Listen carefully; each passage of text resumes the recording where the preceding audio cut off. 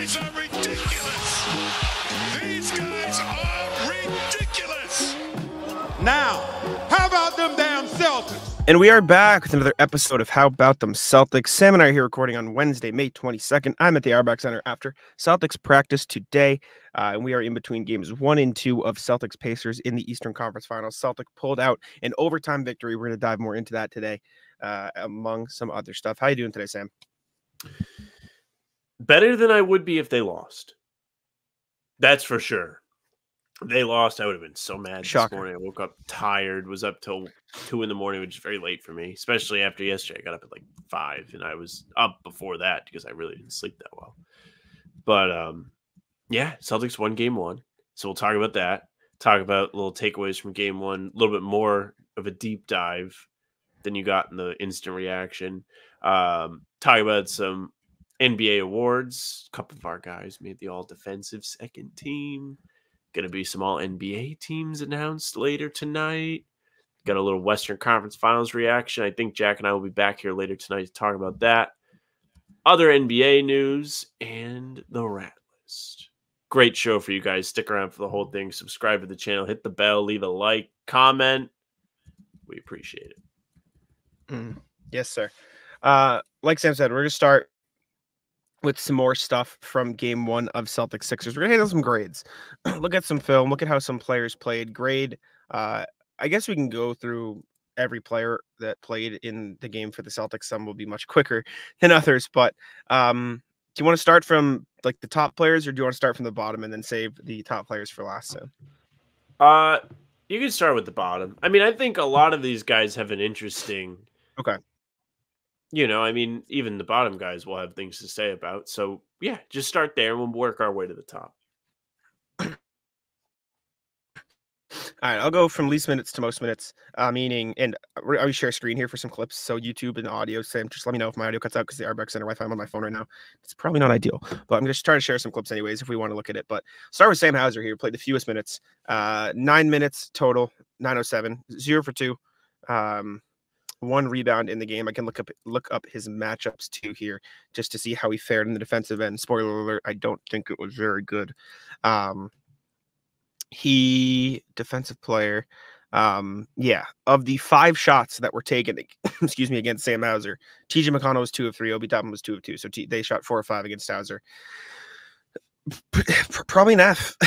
It's a really, really bad Hauser game. He just didn't have it. They pulled him. So credit, I suppose, to Joe for yanking him from the game as soon as they realized he didn't play well. He didn't even crack 10 minutes, but this was a really, really bad Hauser game. So probably not a great grade for him. I think F is pretty fair. I mean, Hauser did not make shots, which is why he plays.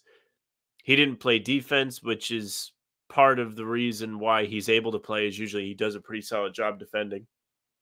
And the lone memory from this game that I have of him is the turnover, which was at the end of the third quarter. Celtics were up 4 with the ball. And we talked a little bit about this on the recap and Talking C's. They did a terrible job of closing quarters in this game, and this game probably wouldn't have been as close as it had to be had they just taken care of business. The third quarter was an atrocious close. The Celtics were up 13 with like 3.5 to play. End up 1 going into the fourth. And like I said, less than 10 seconds left. They have the ball up 4 with a chance technically to go back up to 7, which would have been a huge difference. Hauser sets an illegal screen, turns the ball over. Halliburton makes the prayer. Tough swing, very tough swing. And it really changed the course of this game to where it had to be a sweat. So yeah, I think we can agree Hauser, unfortunately, was an F yesterday. Sorry, Sam. Hauser, I should say. Yeah, not a good Sam Hauser game. Tough one. I tried to pull up the clip of the offensive foul, but it got cut off in the box score. Like at the clip, it just like showed the call, so I couldn't actually see it. But the one thing I'll say about the offensive foul is on the slow motion replay, he gets pushed in the back a little by Obi Toppin, but I don't really care. Yeah, not great. Not a good Hauser game, but that's all right. It happens. It is what it is. He got yanked before he could do too much damage. Luke Cornett, as well, he was 2 of 3 in this game, 5 points, 4 rebounds, 1 assist. Defensively was where kind of some of the troubles emerged for Cornett.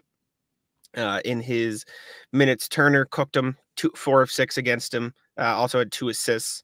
Siakam was 1 of 2. Excuse me. Halliburton and McConnell were 1 of each, and Obi Toppin was 1 of 1. It wasn't a good Kornet game either. Like he was okay, but I thought the defensive issues far outweighed any like potential positive he had on offense. Feels like a D for Luke Kornet. It really wasn't his night either. The bench didn't give the Celtics much in this one, and Miles Turner, like you mentioned in the pod last night, or I guess they came out yesterday morning as you guys are listening to this. Miles Turner had a big first half, and part of that was like Luke Kornet just didn't really keep up with them. They had to play drop defense, and they did it with Horford too, but Kornet's just so much less effective getting out quick after playing in drop defense, and Turner kind of punished that. So I unfortunately probably like a D for Luke Kornet too. He just wasn't really effective in this one. I think I would go D+ because the stats were there. He put up 5 and 4 in short minutes. Not bad. He still contributed while he was out there, which is what you like to see from him. How did he only have 1 free throw? Oh, you know why? Because there was a double lane violation. I was like, he got fouled and he didn't convert the N1 at a big stage of the game, actually. Like, he got hit by like TJ McConnell or one of those small guards. It might have been Shepard on a pump fake, jumped onto him. He missed the kind of bunny layup to have a big momentum play. But back on track. 5 rebounds, 4 assists is not bad in 13 minutes. Like you said, the problem came on defense. Luke Kornet in this playoff run has been fantastic.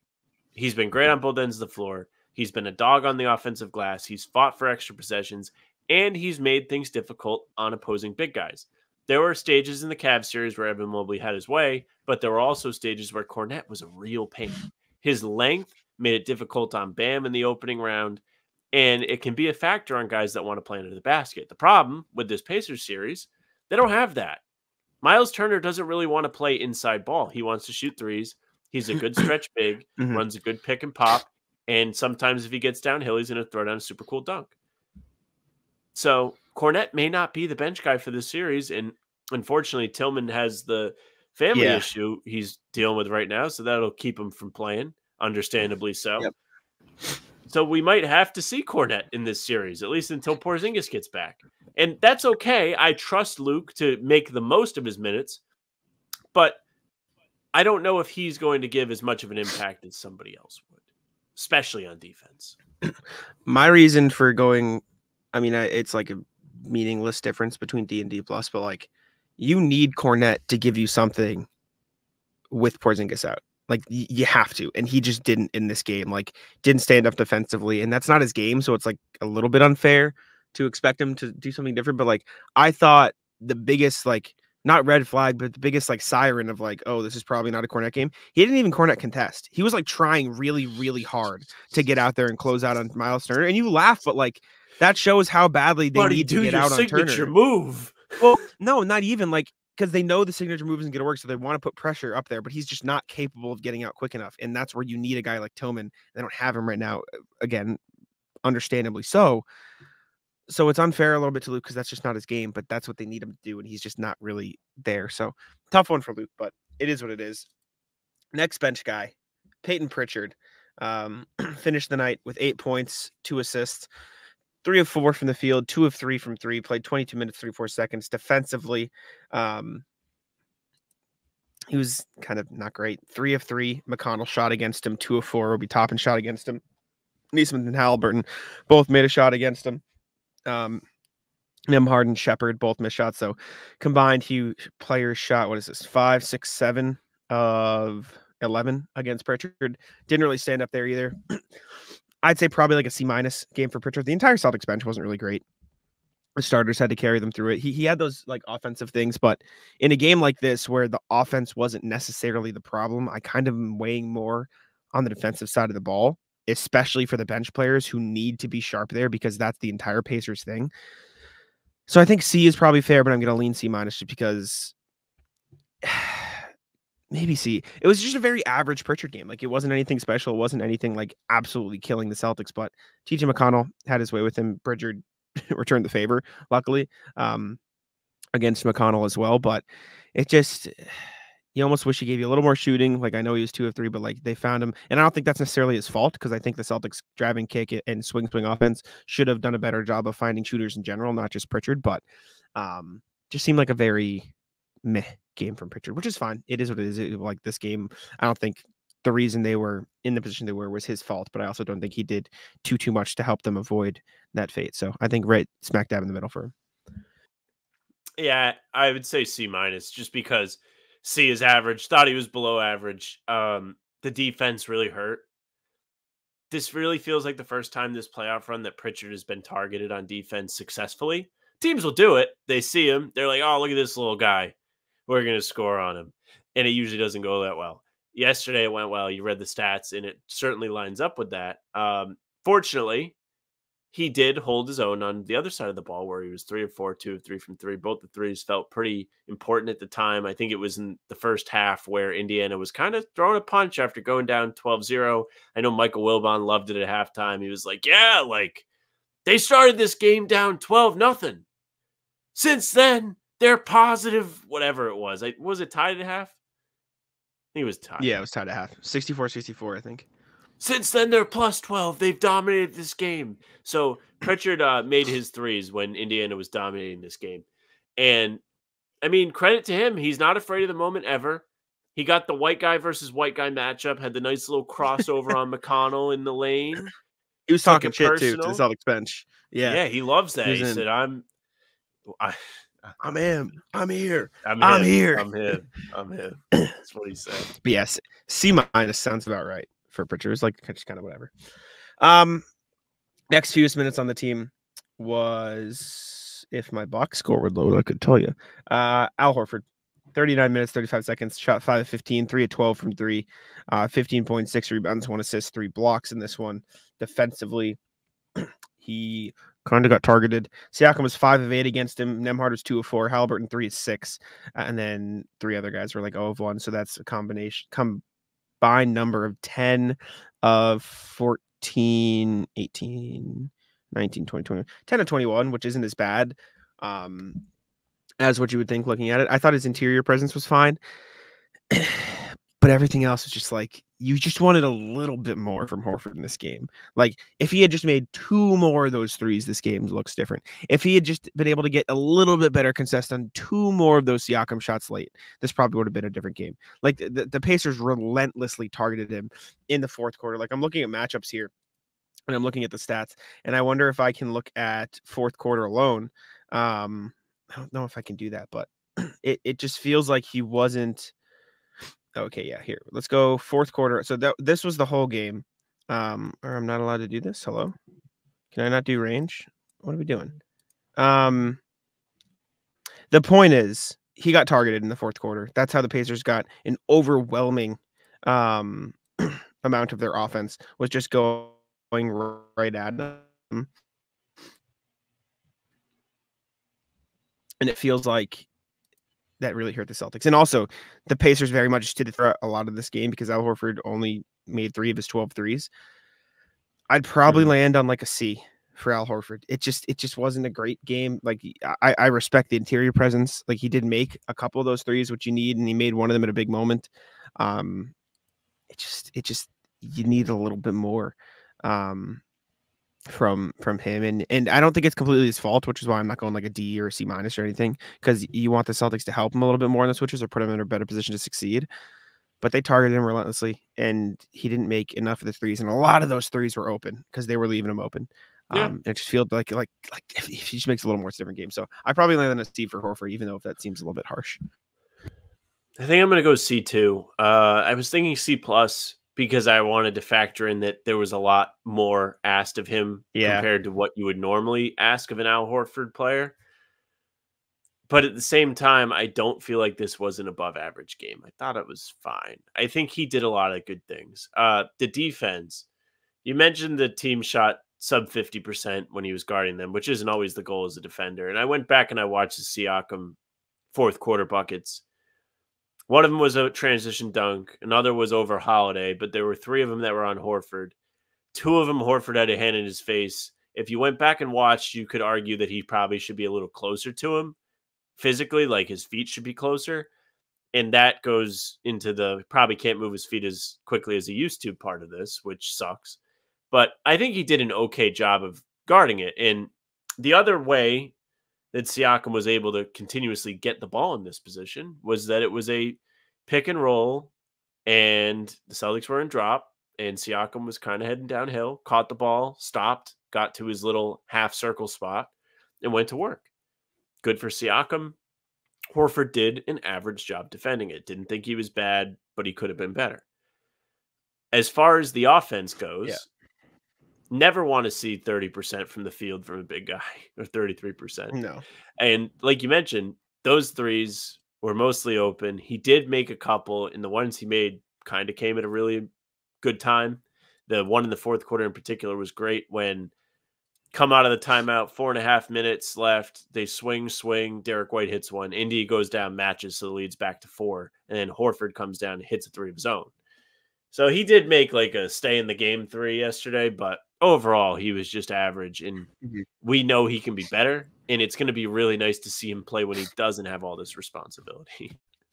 Prize Picks is America's #1 fantasy sports app with more than 3 million members. It is the easiest and most exciting way to get in on the action while you watch your favorite sports and players. You just pick more or less on 2 or more player stats and watch all the winnings roll in. You can now win up to 100 times your money on Prize Picks with as little as 4 correct picks.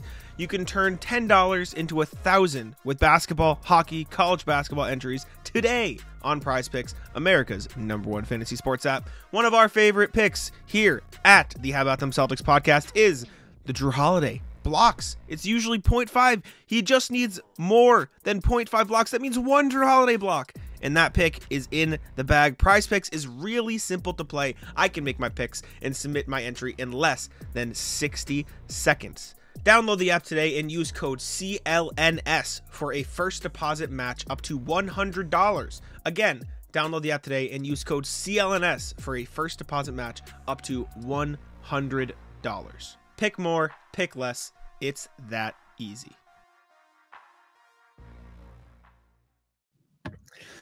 Yeah. Let me know if I'm lagging too much while this is happening, but these are all of Siakam's shot attempts against Horford in the fourth quarter. He shot 4 of 5 against Siakam in the fourth quarter. So going into the fourth, he was 1 of 3, and then they really went into him. Is this lagging, or can you see it pretty clearly when it goes? The video to me is lagging, but I don't know if it lags on the recording or not.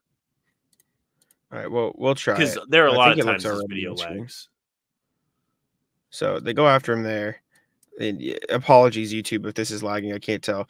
They go after him here. This isn't really fully his fault. He was just kind of stuck in there. Maybe you want him to be out a little further, but that was an easy pull-up jumper in transition. And I think the Celtics transition defense was the issue there, less so Horford. But here, they're just going right after him. They play that drop coverage, and because he's in drop coverage, he has to recover. And then, I mean, Siakam was just getting to that spot all night. That wasn't a terrible contest by Horford, but Siakam, like, this is where he makes his money. This is where he's made all of his shots. Again, they go to the drop coverage, find Siakam in the mid-range. Horford gets out. That little step back, like this is like the difference between 2 years ago Horford and this year Horford. This right here, boom, that little step back is all the space Siakam needs to rise up. And unfortunately, that's all he did need, and he sunk the shot. I think this is his one miss, which came at a crucial time. And they got out there, and that was way off. And I think Horford did a better job contesting, so credit to him for that. And then overtime, get on him again. That's just a tough shot. There's nothing he could do. So it wasn't actually as bad, I guess, as I remember. But I know Andrew Nembhard hit a couple of those big ones as well. And so it was a healthy mix. But I think standing in a C when you combine his, I don't want to say disappointing shot making, because he's not an amazing 3-point shooter, but like more than 3 or 12. Like just 4 of 12. 4 of 12 would have been great. 5 of 12 would have been above average, but it's the 3 of 12 was where you get. Yeah, the Nembhard possessions. Can't believe we didn't mention it. Those were the ones that hurt the most. Those were 2 big They're a killer brass balls shots from Nembhard with seemingly the game on the line, and he made them both. And at this stage of his career, this is where I think we all kind of worry about Horford, where it's like, is he going to consistently stay with these little guys anymore? And the answer is probably no. He still does it. Like game 5 against Cleveland, Garland was trying to go at him at the end of the game, and he was like falling apart. Garland was falling apart because he could not get by Horford. There are still stages where Horford plays great defense on these guards. He had some good blocks on Garland in that second round series. Like, he still has it, but maybe not like 36 plus minutes into the game. Like No. that man played. Well, let's see. He was probably like 33 minutes into the game because they played all 5. Yeah, he was 39-35 in this game, so just under 40. Yeah, but Just like under 40. trying to subtract OT, like at this stage of the game, he was probably pretty tired. Is what I'm saying. Yes. Like yes, his legs aren't holding up then, but you Yes. know. He still has it sometimes. I don't think it's like full washed, but little washed. The color in the t-shirt isn't quite what it used to be. Mm-hmm. Yeah, Nembhard just got so much space on those, and it's tough. Derek White ended up playing. So you went C for Horford too? Yeah, right? C. I think C is the grade for Horford in this game. So. Derek White ended up playing 42-03 in this game, 5 of 13 from the field, 3 of 8 from 3, 15 points, 6 rebounds, 9 assists, 2 steals, 1 block, only 2 turnovers in this game. Defensively, he was pretty solid. If I remember correctly, I'm going to go to the matchup screen. I came off it to watch the Nembhard possession. So his dad put out the stats today. I think it was substandard for Derek White, from what I remember. Yeah, Miles Turner 3 of 3 against him. I remember he got some post ups. Andrew Nembhard 2 of 2. Halliburton 1 of 3. Neesmith 1 of 2. McConnell Lowe of 1. Siakam 1 of 2. So that's 1, 2, 3, 4, 5, 6, 7, 8. 8 of 7, 8. 10, 8 of 13. So not good. Not a good defensive game for Derek. He had that tough foul against Halliburton too. And after he pulled up for 3 and got blocked by Halliburton, which was a tough shot. So a couple lowlights for Derek. I will say I did like that the Celtics put the ball in his hands at the end of the game because I think he always does a good job of organizing things, and I think he deserves credit for that. I'd probably go like C+ for Derek White, maybe B- around that area. C+, B- for Derek White. Not terrible, not great. His shooting really wasn't there in this game at times. I thought there were a couple more mistakes than you usually see from Derek White at times in this game, but the 9 assists can't be discounted. That was big for the Celtics. You needed that, and I like that they ran the ball through him late in the game. I thought that was huge.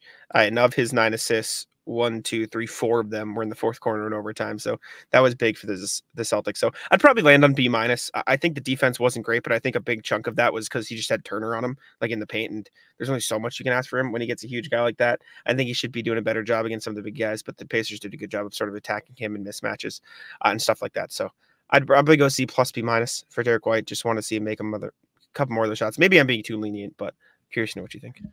I think it's a C+. I think Derek was solid in this game. I think the plays he made late in the game, you mentioned the 4.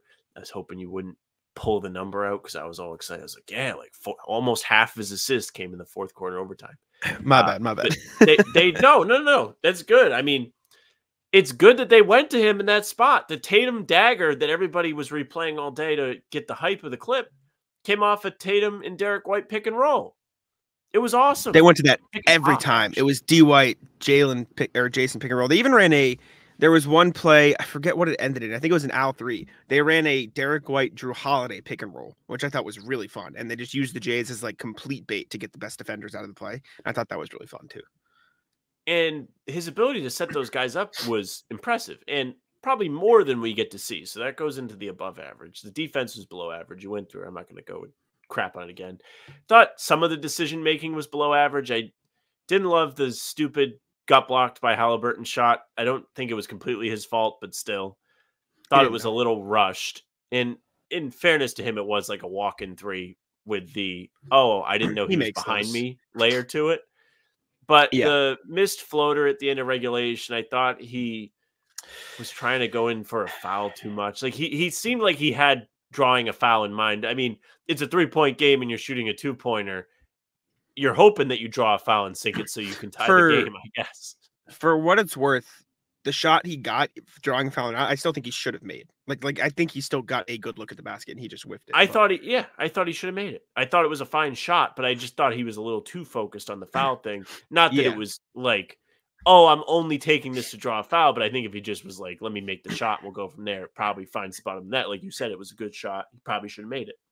I think that's why he missed it. So thought is, the 38% for the field isn't what you want to see from him. The assists were what you want to see from him. 15 points is a good total. I thought 2 of his threes came at a huge part. There was the one in the fourth quarter that we already mentioned. There was one right before halftime that gave him a lead, and then Halliburton made a heave to tie it. So he made shots when it mattered in this game. So that adds to it too. So I think we land slightly above average, C+ for Derek. Yeah, I think that's fair. Next one, Jalen Brown played 44-25 in this game, 10 to 20 from the field, 104 from three, big 104. 7 rebounds, 5 assists, 3 steals, 1 block, 3 turnovers for him, 26 points. Defensively, he was all right. I thought he was pretty. He was solid excellent. For stretches, and I thought there were some that weren't good. Well, he had 0-1 unbelievably active hands. He was. Can you look at good deflections on there? I know somewhere they have deflections. It felt like he got a billion deflections in this game. So deflections, is that under hustle? Maybe let's see. Deflections. I'm not sure. I don't know. He had 4 deflections. Yeah, so he had a good amount. He had 3 steals. That was had the block. tied for the most of the team. He didn't stay in. Like, listen, it was 0-1 for Neesmith. Yes, 2 of 2 for Halliburton, 3 of 3 for Turner, 2 of 3 for Siakam, 0 of 1 for McConnell. So it was 1, 2, 3, 4, 5, 6, 7, 7 for 10. So not amazing. Curious to see what the totals, like how Halliburton and how Neesmith or Turner and how Siakam got those shots. So I will pull up those makes and see the biggest difference, because I wonder if it's like, because sometimes these stats are fake. You know what I'm saying? Sometimes it's not like, oh, he was just the closest one. It was just an open transition thing. So I think there's a healthy mix. I thought his intensity was good. I thought his intentionality was good. Obviously, he made the biggest shot of the game. He had a couple clutch buckets down the stretch of regulation. He also had a couple bonehead plays down the stretch of regulation where he just kind of dribbled into oblivion. I don't know if that was completely his fault or was the Celtics' overall fault. And some of his, I forget which turnover it was, but he had one turnover that was really bad. I'll let you grade first, because I've graded first for everything, but I don't want to keep stealing thunder. But I'll pull up the unless you want me to go first. I'll pull up the shots against him while we discuss. For me, I'm probably B+ game for Jalen. Shoots 50% from the field. Anytime I see 50% or above, I enjoy that. That's my thing. I love that. Hit the glass pretty well, 7 boards, 5 assists is probably above average for him.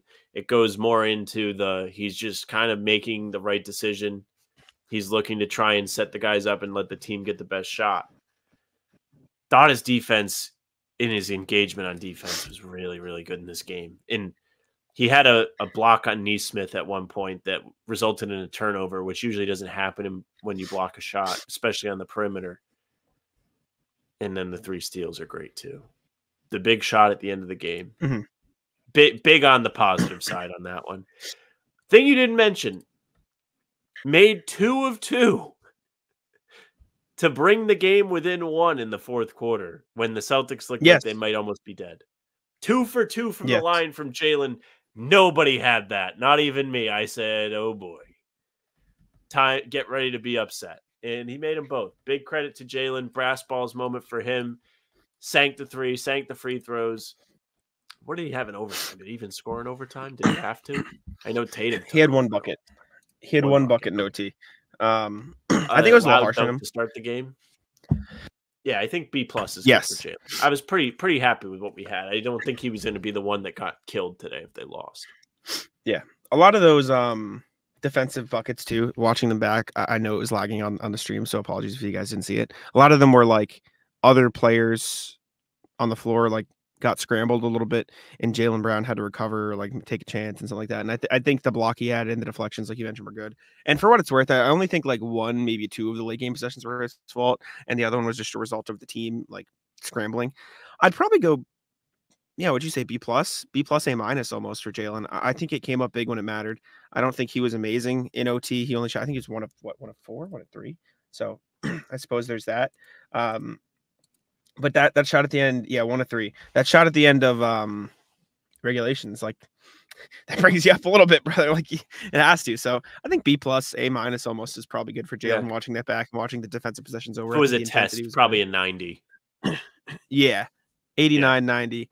We'll get A-. So. You move the needle for me. Yeah, I think the clutch plays and sort of bringing them out of it was good. So And he got to the line like 8 times, and only 5 of 8. I know is still probably subpar, but like him and Tatum did a great job of being aggressive for most of that game and getting to the free throw line. So they were 5 of 8 and 10 of 12 combined. So what is that, 15 to 20, which is probably not ideal, but it's still like good that they were that aggressive. So credit to Jalen. I think A- is fair. Good for him. Hey, gang, let me tell you a little something about Game Time. The NBA playoffs have arrived. It's the most wonderful time of the year. Who doesn't want to get in on the fun? With Game Time, you can experience it with your own eyes. Get yourself great seats to games with even greater prices. That's right. You can save when getting your tickets with Game Time. It's an authorized ticket marketplace of the NBA, which makes getting those playoff tickets even faster and easier. Plus, the prices on Game Time usually go down the closer it gets to tip-off. Who doesn't love to save a little bit of money? I certainly do. I used Game Time back in March when I took the lady to a game. We went to see the Celtics play our Pistons, and it was great. I could look and see what the seat view would be just using the app. Didn't have to be surprised when I showed up. Plus, you do get those last-minute deals. They have the flash deals and zone deals. Zone deals, which you can choose a section of the arena and let Game Time choose those seats. You'll save a little bit of money that way. You can download the Game Time app, create an account, and use code CLNS for $20 off your first purchase. Again, that's code CLNS for $20 off your first purchase. Terms apply. Again, create an account and redeem code CLNS for $20 off. Download Game Time today. Last minute tickets, lowest price guaranteed. Next guy, second to last guy, the guy where all the grades going to come from. Jason Tatum, 45 minutes, 32 seconds, 12 of 26, 2 of 8, 10 of 12 from the free throw line, 12 rebounds, 4 assists, 3 steals, 4 turnovers, and a very questionable late game stint from him. This is the weird one. This is where I guess the whole reason we're grading players comes from. Because on the one hand, I thought he had great first 3 quarters. He was really good. Thought he did a lot of good stuff. He was great plus minus. I thought he was creating situations that the Pacers had to scramble. I thought he was creating looks for others. I thought he did a great job being aggressive for a lot of this game because a lot of the threes didn't come till late, and we can talk about those in a second. And then you get to late. Questionable decisions. Bad turnovers. Feels like he was rushing a couple threes. He took that really bad turnaround jumper. Then you get to overtime, and he's still not great. He had that turnover to Holiday, which wasn't good. There were a couple of possessions where him and some other guys on defense jumped earlier in the game, and then he hits a huge 3 and has a huge and one and seals the game. And so I think it's a healthy blend. I'm curious to know what you think. Yeah, I thought for a lot of this game, he was great. I thought his start to this game was excellent. He had a lot of points early. We've seen more and more of aggressive Tatum in the first quarter throughout the playoffs. As it's gotten deeper, you see him attack more. It's good. I like that. I think he's capable of doing it. It sets the tone right from the beginning. I thought the first play of the game was excellent. He literally snatched a Nesmith entry pass out of midair and then created a fast break for Jalen. I liked it. Loved his intensity on the glass. 12 rebounds is always good. He's done a tremendous job this season of or postseason rather, hitting the glass, closing out possessions, which they need. Not to cut you off, sorry. I also think for what it's worth, he did a good job defensively. Looking at it this way, nobody made more than 1 shot against Tatum. 6 players made a shot against Tatum, but nobody made more than 1 shot. So he was, 10, 11, 12, 13, 14, 6 of 14, 1 guarded by Tatum, and only 1 person made a 3 against him, and that was Obi Toppin. So I do think he did pretty well on defense, even if there were a couple sloppy ones. And I particularly think he did a pretty good job against Tyrese Halliburton at times. Halliburton only took 2 shots against him, but I think that sort of Tatum's length and quickness did well against SGA and Anthony Edwards earlier in the season, and John Morant last year. I think that applies a little bit in the series to Halliburton. So credit to him there too. But that stretch at the end of the game just rings the loudest, which is unfortunate. Do you want me to grade first, or do you want to give yours first? What are we thinking here? Yeah, so if this was like a test, you know how when you take tests in school, there's first and foremost, Tatum is an honors class, so his test is harder, and that's okay. It's scaled up. Nothing wrong with that. Now, Tatum's test consists of multiple choice section, and then there's an essay section. Tatum nails the multiple choice section. The multiple choice section is the first 3 quarters of this game. Essay section. Not the greatest essay of all time. I'm sure there have been writers that you've edited for, Jack. Take a pick. Maybe one that supports this team. The opposition is what I mean. One, maybe you don't think is the greatest when it comes to putting pen to paper. That was probably Tatum's performance in the fourth quarter. Now the teacher gets the essay and says, you're like my star pupil. I know you can do better than this. Give it another go. And we'll give you like half credit. Maybe we'll say half credit. I don't know if that's fair. Yeah. But we're going to give you a chance to amend that essay. And he capitalized. Those 10 points were huge. He did have a few moments in overtime that I was like, are you ever going to wake up? But then the answer was yes. Because he missed an under the basket, like tap in layup, and it rolled off. And you're like, what the fuck? Then he comes back and gets the N1, drills the 3 for 6 straight points, and finishes with 10. It's really all you could have asked for him. He made the big 3 after missing the big 3 in regulation. I say he gets a B+ because this is the honors test. It's a Tatum test. So and there's nothing wrong for people in the comments that might get mad at this, because people on Twitter have been crying all day for people being critical of the Celtics. It's not me being like, I think Tatum sucked. I just think Tatum has a different standard as the guy. And he did a great job of being a good teammate throughout this game. He does the dirty work, play defense, hit the glass. But that fourth quarter performance is not necessarily what you want to see, but it's pretty much amended because he showed up in overtime when they had a chance to put, like, it was like he got a second chance in like a time travel movie or something. Fixes the mistake. So I have a buddy who, I'm trying to find it, was actually on the 5th ever episode of this podcast. And this was before, I don't know, Sam, can you hear me? Am I lagging? Okay. I can hear you. He was on the 5th ever, I can't tell sometimes because my Wi-Fi is crap. Was on the 5th ever episode of this podcast, and it was before you were even on the show, right? Mm-hmm. And this man doesn't watch basketball. I had him on because I thought it'd be funny to quiz him on stuff. He thought Jordan played for the Warriors. He didn't know who Giannis Antetokounmpo was, right? It was a joke. And during the SATs, when we took them, he forgot a calculator. So he did fine on the, without a calculator section.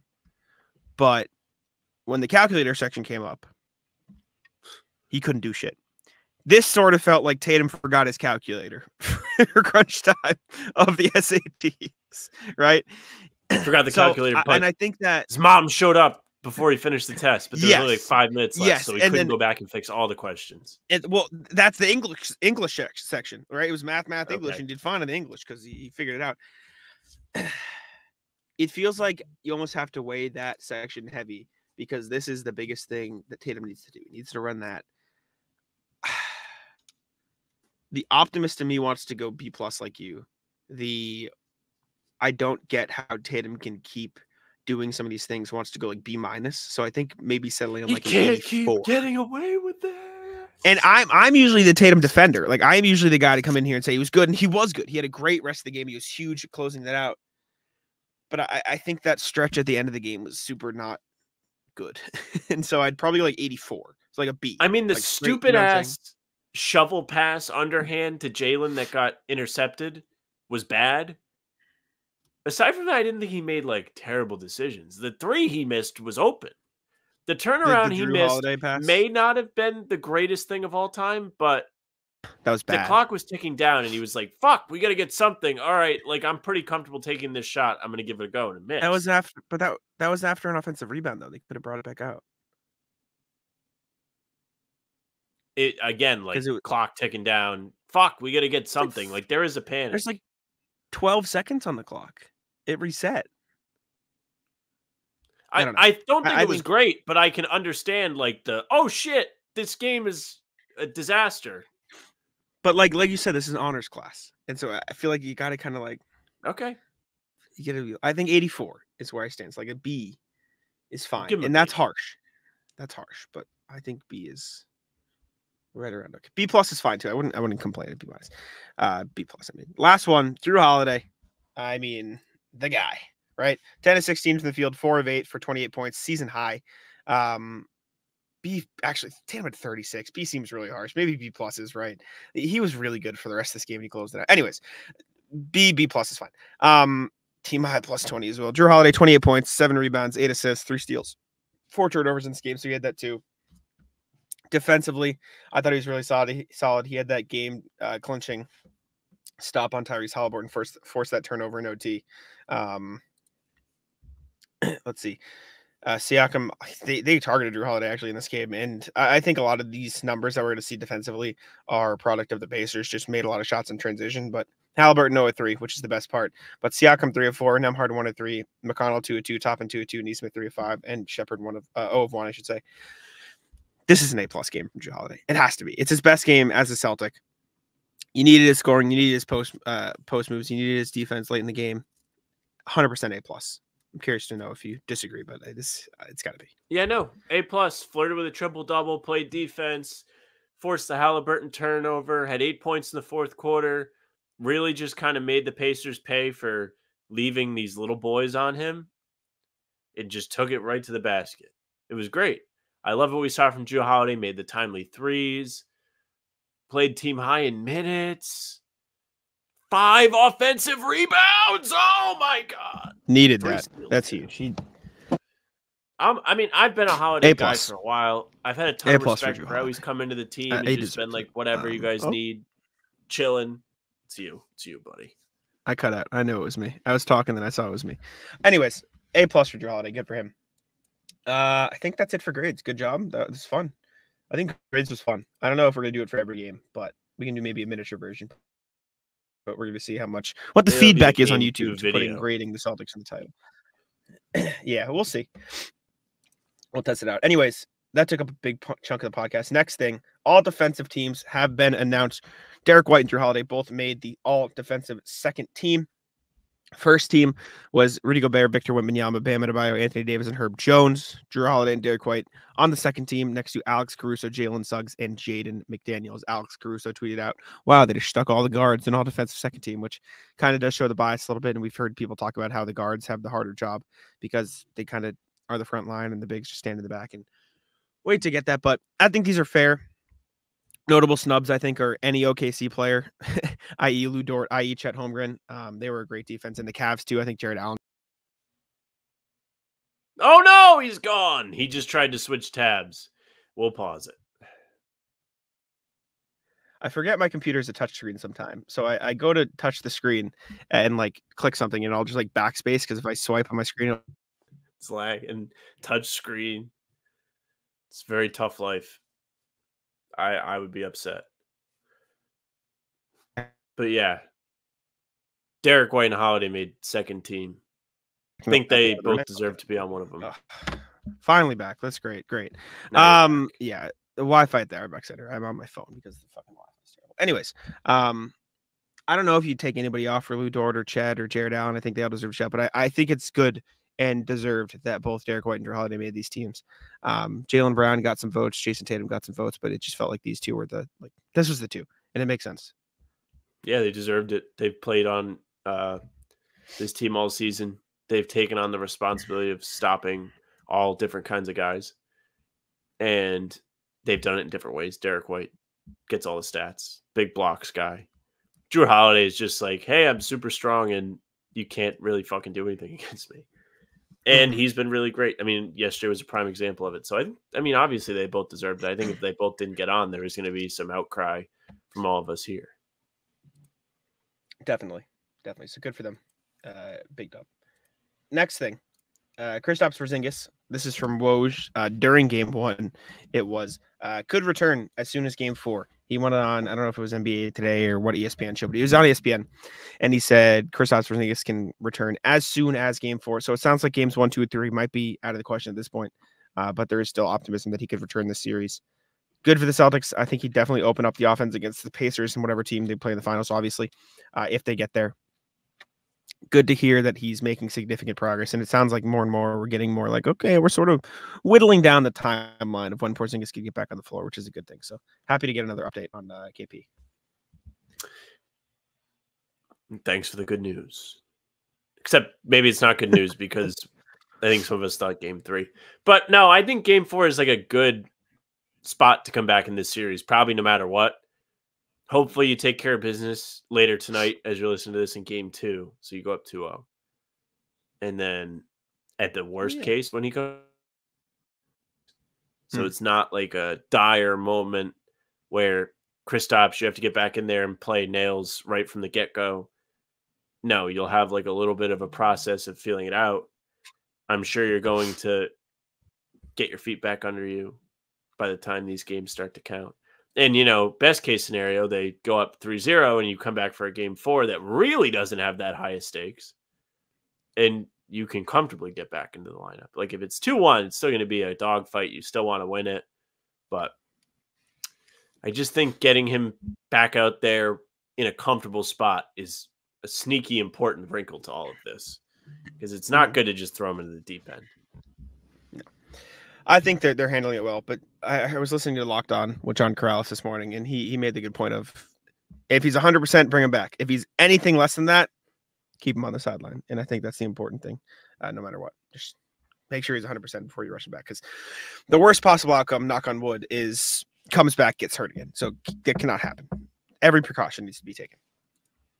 All right. So as we're recording this, all NBA teams haven't come out, so we're going to jump over and discuss those now.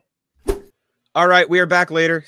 I was about to say the Celtics. The NBA has announced the all NBA teams, first team, second team, third team. I will pull it up here. I thought I had it up, but I don't. So let me pull it up. Jason Tatum gets first team all NBA alongside literally everybody else you would expect to get first team all NBA, which is Giannis, Luka, Jokic, Shea. First team, Tatum. It's the most. It was obvious. This was always going to be a first team. Brunson had a little. Maybe he'll get it, but no, it was going to be Tatum. This was the obvious first team. Second team, Brunson, AD, KD, Ant, Kawhi.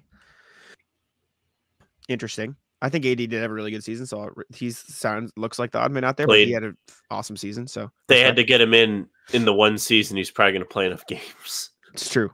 They were like, oh my God, he's probably going to have this is going to be his last season of eligibility. Get him in there. But he was good. And then third team was Devin Booker, Steph Curry, Tyrese Halliburton, LeBron, Sabonis. Now, Jalen lost out.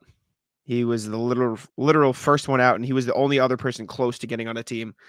He had 50 points to Booker's 70, Halliburton's 75, and Sabonis's 104. Somebody voted Sabonis for first team, by the way, in case you're wondering. Interesting. I don't get it. It doesn't matter. I know it doesn't matter, except he loses like a $2.2 million bonus, which again, he's whatever. But like, how are two Suns, two Lakers, a Warrior, and a King over the 64 and Celtics? Like, how did the Suns and Lakers both get two players and the Celtics got one? How did 4 different players from play-in teams get in over the 64 wins? Like, I get that they put up better stats, but like, are we just ignoring the sacrifice for winning and the improvement he made across the board? Like, I hate it. I get it because of the stats, but I think it's dumb, and I disagree. Yeah, this is why I hate all of this. I think all NBA is the one that's most meaningful because guys legitimately have their contracts affected by this. So, last year when Jalen got it, it was a really big deal because we all knew he was doing extension, and thankfully he was able to get paid the max amount. So there was no, he should test free agency because of the money. And you saw Halliburton got on, Luka got on first team, which was always going to be the case. And Halliburton's going to get the extra money. Luka will get extra money. I'm with you, though. I thought the bonus piece of this was weird. I know they had the Wilt Chamberlain, like, he has the most double-doubles since Wilt stat going around all year. And so, everyone was like, well, should be in. I have less of a problem, problem with Sabonis than with Devin Booker. and Kevin Durant and some of these guys. Like What about Devin LeBron? Booker, LeBron, and LeBron, sure, throw him in. I get LeBron a little bit more because I think his stats were significantly better. But like Sabonis, the Kings getting one guy I don't have a problem with because they were good and he had a great season and he played all 82 games, so respect. But like if Devin Booker had played in 4 fewer games, he's not on this list. And Jalen Brown doesn't get on. Like Kevin Durant, how many did Kevin Durant play in? Kevin Durant played in 75 games. He actually played more than I thought. I don't know. Maybe I'm just salty. I don't hate like any of the guys that got on here. If I had to replace, I think Devin Booker should be off and Jalen Brown should be on because you should reward winning. And the Suns didn't do a whole lot of that, especially with how messy their season was. 27, 4.5, and 7 versus 23, 5.5, and 3.5.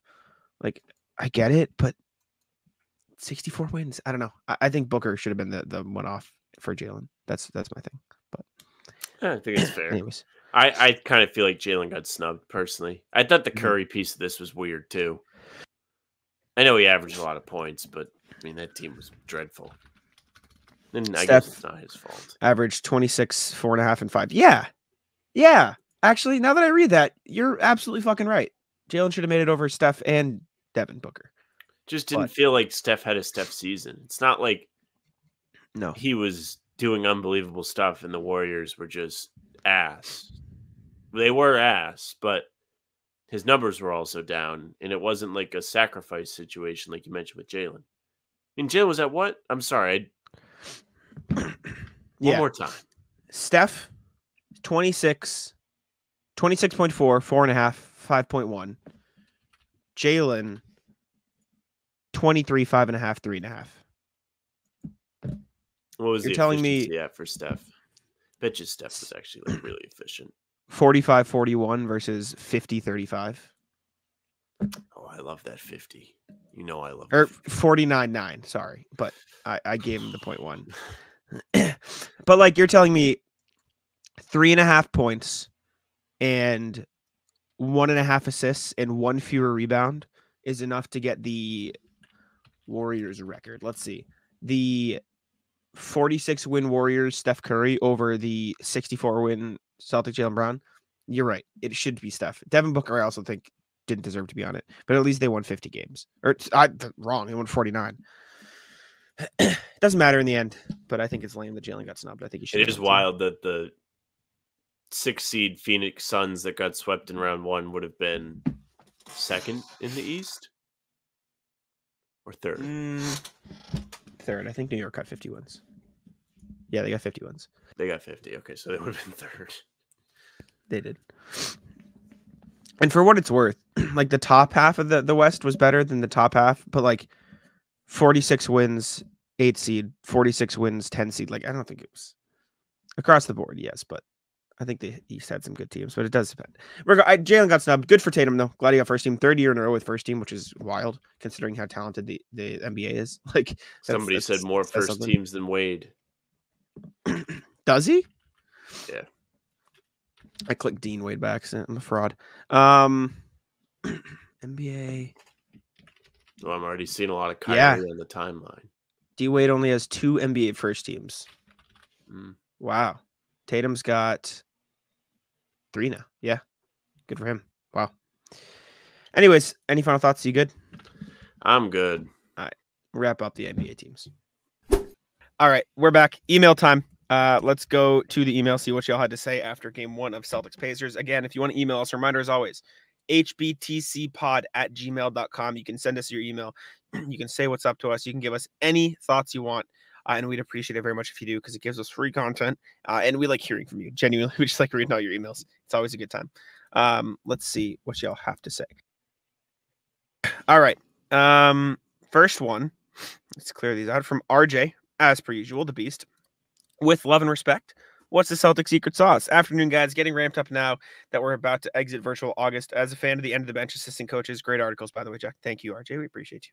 And the road less taken in general. Who or what do you think could be the Celtics' secret ingredient to victory against the Pacers? That's all. Be well, and let's win this thing, RJ.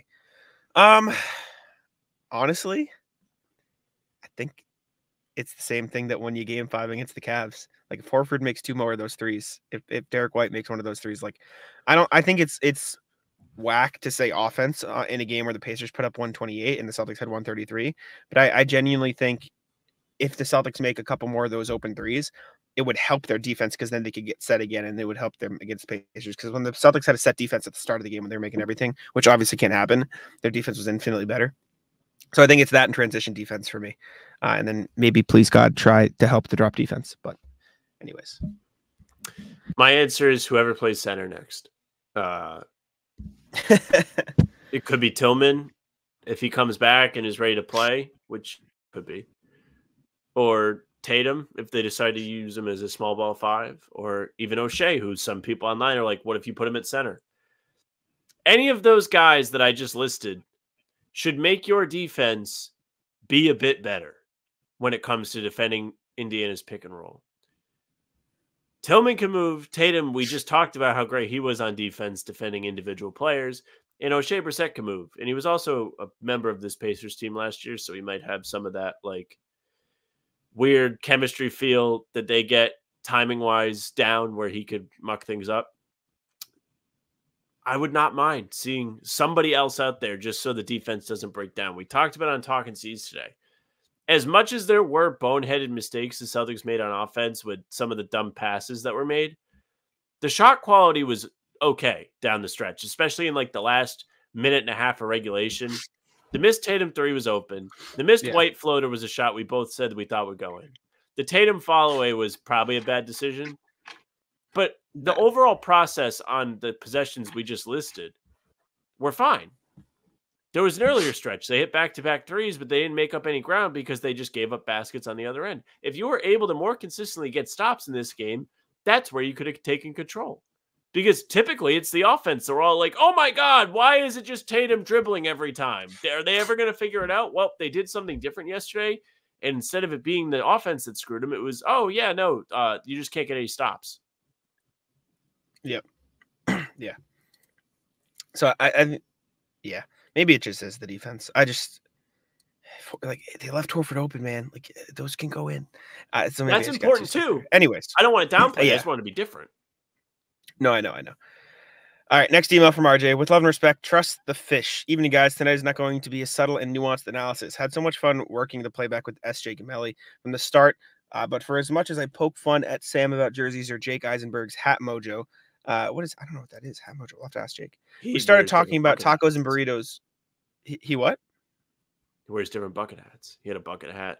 Oh. And they lost, so he switched bucket hats. I see.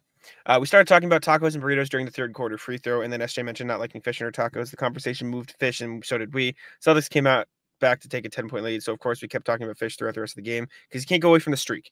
You can never go away from the streak. And the fish brought home the victory. Yeah, I know. It's ludicrous. JB's amazing stretch in the final 7 seconds of regulation joined the lore. Bird to DJ against the Pistons. Drew did everything on off runs. And even Tatum put together the quietest 36-point performance I've seen in a while. But tonight, I have to recognize the fierceness of the fish. Be well, and let's wing this thing. A fan of tasty fishes of all stripes. What's your favorite fish, Sam? Are you a fish guy or no? Codfish. Fish and chips.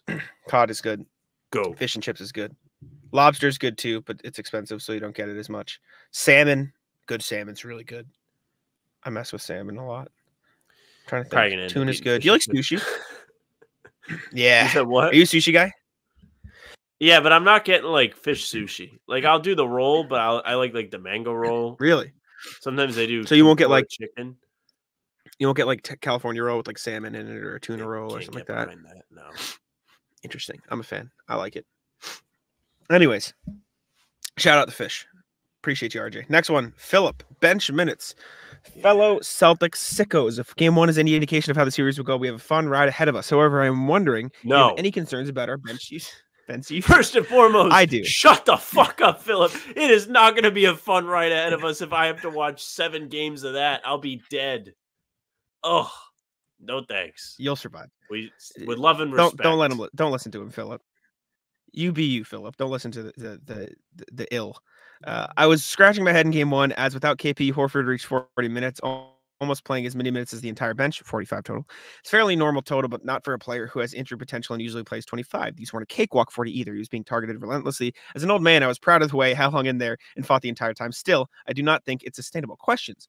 Why did we acquire Tillman when we already had the East one, unless it was for an emergency like this? Tillman was not available in game one because, according to his Instagram, his father passed away. So, unfortunately, that wasn't there. Similarly, why acquire Tillman if your plan is to use a Cornet? Did Tillman look surprisingly bad in the regular season? Again, it just unfortunately wasn't an option in game one against the Pacers, but I get it in past series. Why not run a small ball lineup for the 10 minutes and rest Al? Valid. Does Joe privately know he wouldn't play Al against the Wolves or Mavs, and therefore Al's expendable in this series? No, Al's going to play. Or is it simply Occam's razor, and Joe just wants to win the game? Al's potential for injury be damned. Help make sense of this. All the best, Phil. I think Al's going to play until Al tells Joe he's not going to play, and I don't think that will ever happen. So I think Al's just going to play. But I don't know. Yeah, I completely agree. What are you laughing at? Al's not going to play against Minnesota. Yeah, no, Al's going to play. Absolutely. No, they're going to play him. Maybe I don't think that take is the most outrageous thing ever, Philip, because actually he could have in his back pocket, well, we think Porzingis is going to be back, so Horford's going to be on shorter minutes, and he'll have a little bit of recovery time, but he's definitely going to play. Even like as holy, like meaning holes in it, as his game was yesterday, like he was still a C+ when we did the grades. Like he's like, or did we say C- or C? I think it was just C. It was average. C. Like as like disappointing as it might have been, like it wasn't like negative. It was just like he was being asked to do a lot. So I think his best ability right now is like, oh yeah, you can just go and come off the bench and not be asked that much, and that'd be great. Mm-hmm. Yeah, it's just unfortunate the situation he's been put in with the KP injury, but he'll get through it. He's played well and he's stepped up big when he needs to. Shout out Game 5 against the Cavs. So good for Al. Next one, forward, regardless of opponent, opportunity for season realization. This from a few days ago. I wonder if this got lost because it had to be forwarded. But anyways, oh yeah, this got sent to howboutthemceltics@gmail.com. I don't know who owns this email. Because it's not us, right? Let's talk. What is poppin', fellas? Well, this is from Brent Miller. Shout out, Brent. What's poppin', fellas? Well, it seems to be a foregone conclusion that our Celtics will win the ECF, proceed to the finals, and defeat the Mavs, Nuggets, and Wolves in 6 or less. Jesus Christ. I had a fairly similar mindset in June 22 when Golden State came into the Garden for Game 4. My buddy, his son, and I flew up, had phenomenal seats, somehow in the wheelchair section, where we possess no physical limitation for which to place us. Just online tickets seating us there, great view, and room to move for what it's worth. I thought we were on the precipice of taking Game 4 going forward for banner number 18. Unfortunately, as we know, Steph Curry went buck wild, and we played like a team that had never been there before. It was D. White's first partial season, and he, Tatum, Brown, et al. Were outplayed and showed a lack of experience, losing to Draymond Green. I still hate that guy. And the rest of the Dubs, and of course, went on to lose the series in 6. I think that game, in spite of the lack of advancing last year, will be a linchpin and catalyst this year for the Celtics team to utilize in there for, I believe, to be successful pursuit of banner 18. Again, this squad does seem far more focused with the exception of the Game 2 fall-offs, head and hands emoji. I guess it all remains to be seen, but what I see is banner 18 being raised to the rafters after the Celtics win over whichever opponent. Didn't know if you guys had been that game. That ruined my trip so bad. We did not want to be in Boston, so we took the Nor'easter train to South Main the next morning just to be out of the misery Boston was exuding that day. Here's to banner 18 being raised successfully, and Tatum, Brown, White, Horford, Pritchard, and my Arkansas boy Walsh getting that elusive ring. Peace out. MC Spooky Tooth. Brent Miller, attorney at law, which you can see, I suppose, if you'd like a law office there. Shout out Brent. Thank you. I love MC Spooky Don't Tooth. dox him. He put it in the email. What do you want from me? He knows what we do here. Reading his address, just like blurred or something. I don't know. If I remember. Brett, thanks for reaching out. No thanks for making me think about Game 4. I hate Game 4. And Jack's probably pissed at you because he's gonna have to hear about. They probably should have won the series. I'm gonna cut you off. But I've talked about it plenty of times. Sorry that you were there. That is what I will say. I apologize that you had to be there. I don't think we were there. We weren't there. No. Tim was there. Tim paid to be there. That sucks. I'm sorry, Tim. Shout out Tim. Tim's a beast. Love you, Tim. All right. Let's move on to the NBA section. And with that, we're going to jump on over to a small recap of Mavs-Wolves because that game is later tonight. All right. Sam and I just watched Wolves-Mavs, or Sam watched Wolves Mavs. I watched the fourth quarter of Wolves Mavs because I was at softball. We went 0-2. Yikes. Anyways, Mavs take a 1-0 series lead over the Wolves. I heard Anthony Edwards had a really good first half, but what I watched was pretty quiet. I saw Luka Doncic completely take over the game in the fourth quarter. I think he had like 15 points, which was huge. I saw Cat make a couple big shots for the Timberwolves, but he was otherwise, now that I'm looking at it, really bad. Wow. Interesting game. Mavs up 1-0. Can't say I expected that, but I guess here we are. Luka was pretty damn good, apparently. Damn. Yeah, they both had stretches. Kyrie was unbelievable in the first half. I think he had 24 at the break, 11 of 14 or something like that. Crazy. Maybe that was after the third quarter. I don't want to sell him short. But it was a back and forth game the whole way. Minnesota got off to a good start, as you probably would assume they would at home. And then slowly but surely, Dallas chipped away. And this was a strange fourth quarter because you had Minnesota fully in I'm sorry. Dallas had taken a 6-point lead. Minnesota rips off a 13-1 run. And then Dallas responds with an 8-0 run. So what a roller coaster of emotion for those in attendance, those watching back in Dallas. What a fucking brutal way to lose if you're the Timberwolves. When you're at home and you kind of charge back like that, you don't really expect there to be another punch back from Dallas. Pretty impressive stuff from them on the road. Yeah. I didn't expect Dallas to go into Minnesota, like you said, and get this done, but credit to them for doing that. That fourth quarter Luka performance was fucking sick to watch. He was making everything. That was rip your hair out territory. So credit to him for playing well. They only made 6 threes in this game and they won it. That's a disaster for Minnesota. Free throw battle, I guess Dallas won. Do you lick your lips seeing the threes, Jack? Like, what if they play Dallas and they only make 6 threes? No, because the Timberwolves lost this game. And the Celtics are just as capable of having a bad defensive night and shooting night as the Timberwolves are. Anthony Edwards did a little bit of everything else. He had 19, 11, 8 in this game, but 6 of 16, 5 of 12. Cat 6 of 22 and 9. Jaden McDaniels made 6 threes in this game. Jesus Christ. Naz Reid is pretty good. Good for Dallas, man. They're a good team. Kyrie and Luka are fucking nasty 1-2 punch. That offense is like, they're probably 2 of the best offensive players in the league, and they play on the same team. And that was kind of the mold that Dallas always wanted to go with the Dinwiddie and the Brunson and like getting another ball handler next to Luka. And they probably have the best possible version of that. Add in PJ Washington being good, made a big 3 late in the game for Dallas. Lively and Gafford are great. It's a really well put together team. Credit to them. Anything else? Another funny thing from the close of this game was the Cat goaltend call. Where goes in for the putback, very favorable bounce for that. Ball hits both sides of the rim, goes up, hits the backboard, and comes up. Oh, I'm sorry. Backboard, rim, straight up. And Cat slams it home. Ball extremely close and officially deemed in the cylinder. I think probably could have been either way. But I also think like it was weird. It like went in and then back out and then back in. They gave us a bad angle. That angle is whack, like above the rim. I think it would have hit rim on the way down, which is in the cylinder. So I think they made the right call. They made the right call. Josh Green almost fucked it all up too. Fouled Mike Conley. That is like the only thing you cannot do there. Like that is the only rule. Do not foul a shooter. Like it's like if Siakam fouled Jalen and he had an and one. Like that is your only job.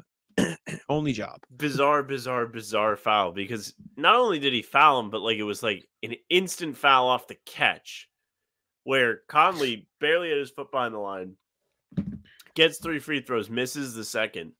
So all like fun hope of what if they get it down to 2 and then somebody gets a tip in was all lost. Yep. Oh, now everyone on Twitter's dancing on Anthony Edwards' grave. Anthony Edwards, 6 points, 2 of 9, 2 of 7 from 3 in the second half. Not great. 7 of his 9 attempts coming from 3 is pretty bizarre. Reggie Miller was having a Scal-esque discussion with himself. I heard Anthony Edwards being tired. Mm-hmm. Because he did what Scal does with injuries. He was like, this dude is so tired. The shot selection would indicate that. 7 threes for this guy, a little bit out of character. In this Denver series, we saw a lot from him, like a lot of mid-range stuff, going to the basket. This one, he's like, watch this. And he was doing his Tatum impression of just throwing up threes. Yeah. Tough for the Wolves. Tough way to lose. I think they'll be back. I think this will be a really good series. But Dallas gets ahead. 1-0. Good for them. Who would you rather play? Would I rather play, or who do I think they'll play? Rather play? Rather play. Dallas. Too many defensive pieces that the Celtics can attack. And, Sam, I know that losing to Kyrie in the finals would be a disaster, but beating Kyrie in the finals would be kind of cool. I was thinking about it while we were watching the game today. And this doesn't, I mean, yeah, losing to Kyrie would suck. I also feel like this weird change in conferences muted the Kyrie stuff a little bit, which is less fun for a finals matchup. But watching this game, I was thinking, do the Celtics actually match up better with Minnesota because of all the Dallas pick and roll capabilities and the Celtics just being incapable of defending that offense throughout the entire playoff run? That you have Luka with these freakish athletic big man dudes rolling to the rim. Or would you rather try and guard Ant out of that same thing? Like, I feel like I'd rather guard Ant than somebody like Luka and or Kyrie. I think the Mavs have more Isaac Okoros, to put it simply. Very fair. I mean, they do. We were looking before the series, and it was like, do we really think Derek Jones Jr. and PJ Washington are going to be the guys? Both of them were shooting up from what they shot in the regular season, even though Derek Jones was on a career high of 34% as a member of the Mavericks, but PJ was only at 31%. He was shooting unbelievable in the first couple rounds of this series. Yeah, he was only 2 of 8 tonight, but he made one when it mattered, PJ. Anyways, good win for the Mavs. Should we move on? Any other thoughts? Or are you good? All right, next thing. We'll see you. All right, welcome back from Mavs-Wolves. Hopefully it was a good game, and hopefully both teams got tired. Jumping into the NBA, Jalen Brunson, Sam. I asked you specifically not to look at this, correct? I did not look. So, Steve Popper of Newsday reported that, quote, all indications is that Brunson is willing to sign a 4-year, $156 contract extension this offseason. Now, you may ask, why does that matter? Because next offseason, he would have the chance to sign 5 years, $270. So he is going to take a pay cut for the Knicks to help them get better. Popper added that if Brunson signed the new deal this offseason, it would, quote, remove his 4th season from the guarantee deal and provide 5 more years of certainty in New York rather than waiting until next summer. And as somebody who's a big, if you want the team to get better, take a pay cut guy, I figured you'd respect the shit out of that. I do respect this. And I respect it even more because I don't think anybody would have been like, fuck this guy. He's a fucking money hungry motherfucker. And he still might. He still might take the money, which respect.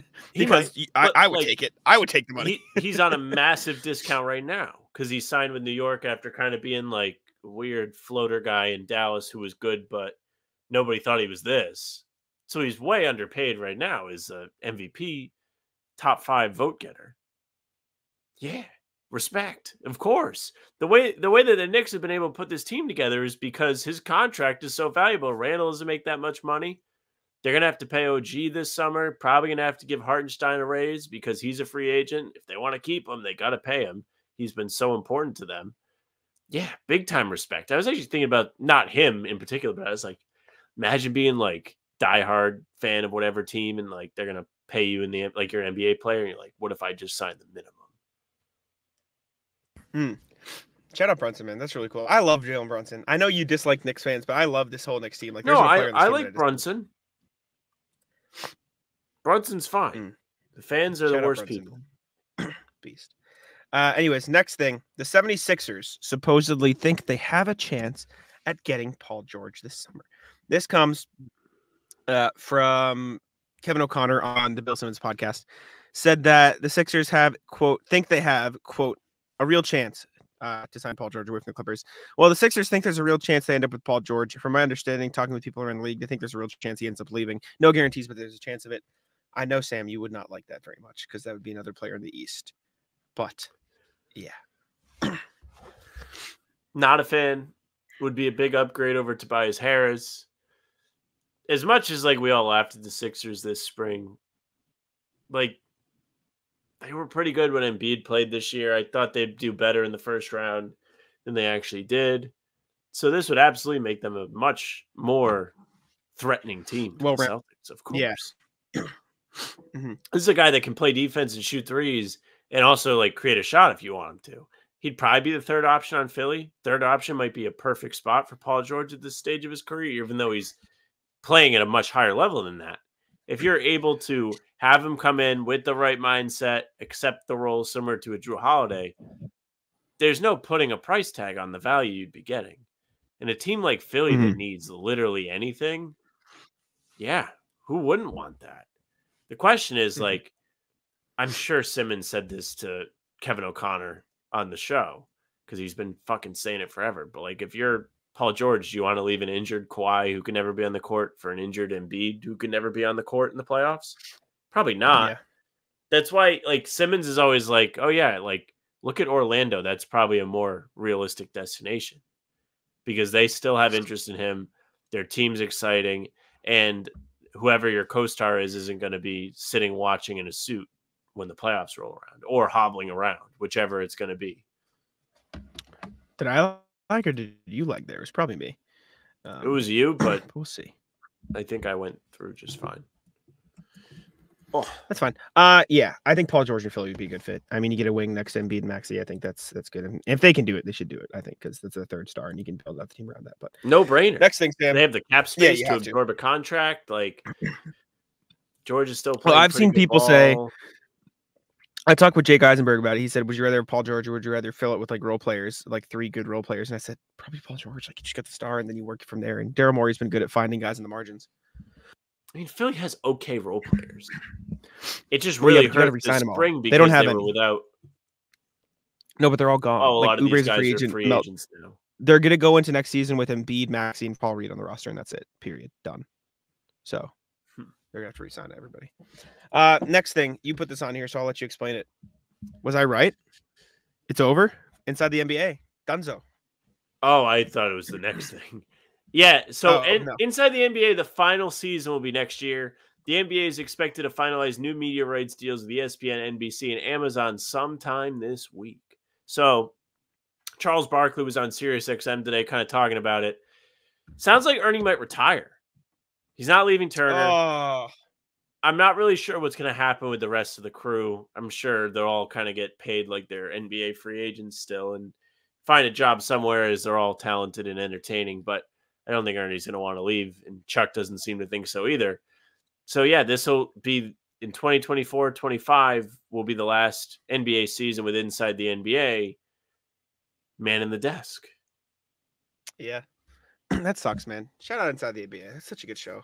It's such good clips. You know who loves those clips? My mom all the time just sends me clips of Charles Barkley and Shaq being idiots on the Inside the NBA. Really? It's great. It's very fun. She goes, I fucking love it. Like, we'll pull up a clip of Charles Barkley when he goes Galveston. These guys, she starts crying. She loved the New Orleans clip. Yeah, shout out Inside the NBA, man. So, with this new media rights deal going through, you'd have to start watching games on streaming services. It's not going to be on cable anymore. Some of it, you're going to have to pay for Peacock or Amazon. I don't know which carrier is going to have the conference finals and so on. But I think ESPN. I saw a report out there that ESPN's going to pay the most for like a lot of the big stuff. No, ESPN will have one conference finals, but what will be the other carrier? Because each year it's ESPN has one, TNT has the other, and they flip-flop every year. Now you're going to have 3 major providers paying for these rights. If I had to guess, I would say NBC will have the conference finals. So you're going to probably get some of those games on Peacock, and they're going to be like, hey, empty your pockets, buddy. Time for you to pay to watch these games. It's going to suck a little bit. I already have Peacock, so I don't care as much. But It'll suck for some people. Yeah. If I had to guess, it'll be ESPN gets one, NBC gets the big stuff, another one, maybe somewhere on Peacock, maybe like one game a series or something that'll be negotiated. I bet Amazon does what they do for Thursday Night Football, and like every Thursday or every like Tuesday and Thursday, they'll put like the 2 primetime games on Twitch and Amazon Prime, which is fine because Twitch is free and you can watch. And so I think that'll be a fine thing. It'll probably be good for expanding viewership and shit like that. So I'm excited to see Amazon putting NBA games on Twitch. It'll give you the experience of watching on like one of the illegal websites, and you just have the Twitch chat on the side. Yeah, I think they put G League games on Twitch at certain times. Did they? Oh, I didn't know that. I think so. Anyways, last NBA thing before we get into the rat list. LaMelo Ball ran over a kid's foot, supposedly. This is kind of a rat list, actually. It is. Yeah, just family in Charlotte. A family in Charlotte is supposedly suing LaMelo Ball for running over their kid's foot when he was trying to sign autographs. LaMelo Ball is notorious for speeding out of Spectrum Center in a bunch of fancy cars, running red lights, doing everything, and he reportedly just ran over this kid's foot. LaMelo just drives GTA cars. Somebody posted the compilation of him just speeding out of the arena. Yeah. He always has a ridiculous car. He must hate playing for the Hornets because he could not be getting out of there fast enough. And the visual of him, I believe they said like the kid was like looking to get an autograph. They just smoked his foot. It's fucked. The kid's 11. Let me see does it say it in the article. Let's see. Angel was like, LaMelo, I love you. I love you. Give me your autograph. Can you sign it for me? The mother told Action 9. She says, Ball didn't sign anything and drove off. I just seen my son kind of go down, and I thought maybe he dropped something. But he had not dropped anything. That Ball had driven over his foot and broke it. I just lagged through your entire talking. Not only did Melo break his foot, but the kid was like, yo, let me get an autograph. And he was like, I'll autograph your foot with tire marks.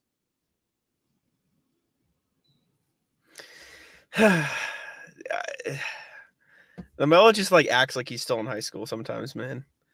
Like, how old is he now? How old's LaMelo? I think he's like 23. 22, turning 23 in August. Yeah. Still, like, come on, man. Whatever. That is a ridiculous. Like, that's like borderline jail. That's crazy. Yeah. That's crazy things. Anyways, let's go to the real rat list here, Sam. Would you like to kick us off? I don't have much today. Spoiler alert, but I will kick us off. Rat list the Celtics. One put me through hell yesterday. Did the cardiac Celtics article.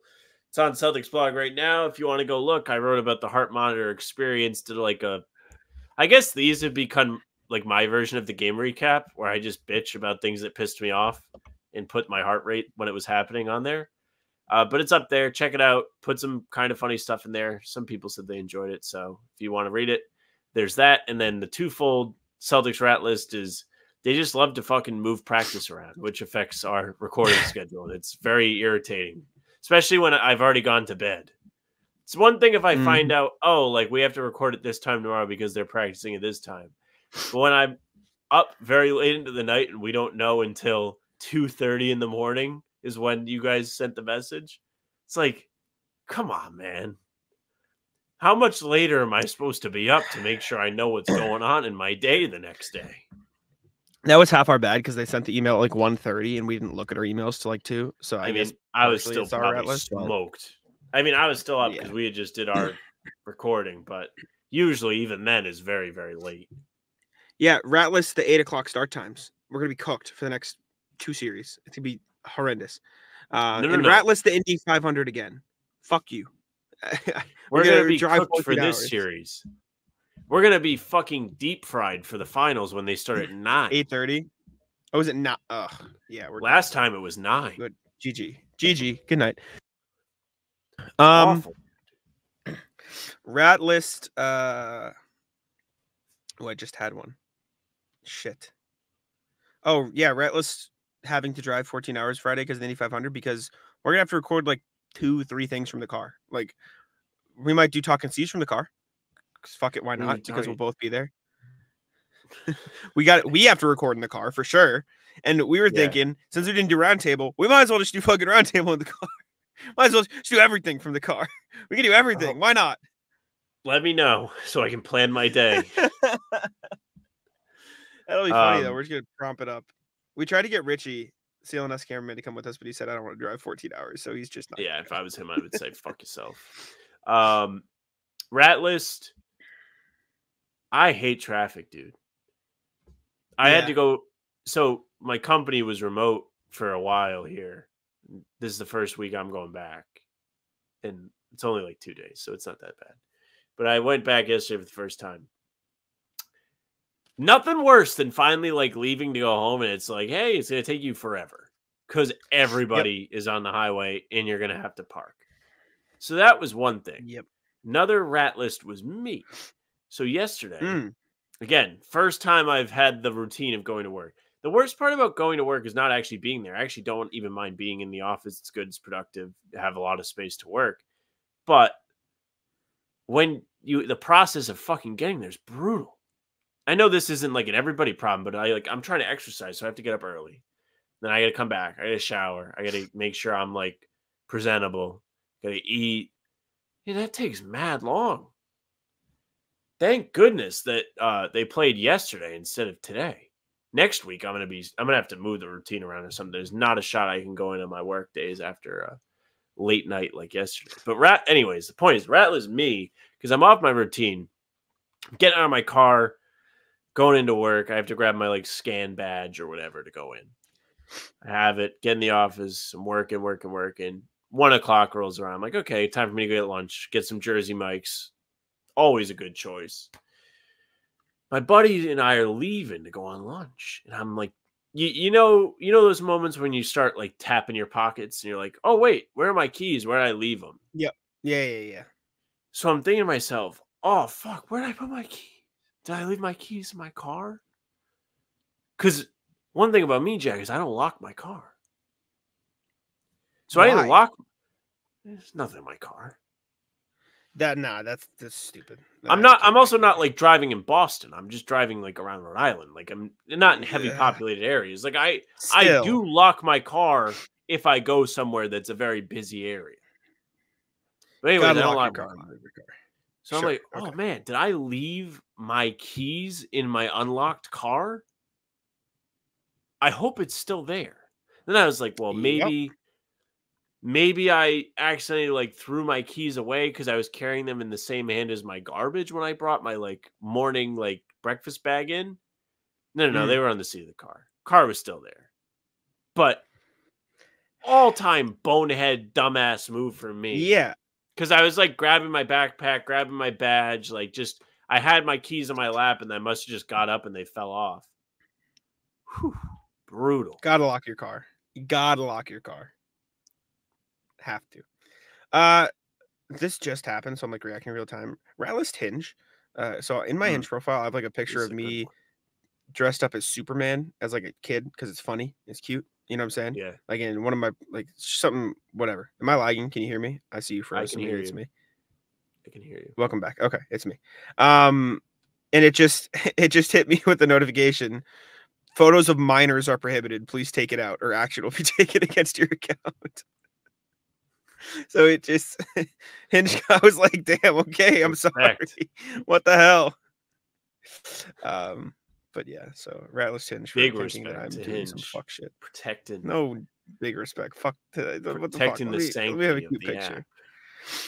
Anyways, that's all I got. I don't have anything else. Do you have anything else? No, nope. Leaving the keys in my car was All right. closed for today. Can't do that. Anyways, appreciate y'all for tuning in. Make sure to leave a like and subscribe to How About Them Celtics. We'd appreciate it very much. We're going to be here after every single game of the playoffs. So make sure to tune in 5 a.m. every single morning. Like, subscribe, turn that noti bell on, and I'll let Sam wrap it up because I think I'm still lagging. So I'm going to throw it over to you so I can be done.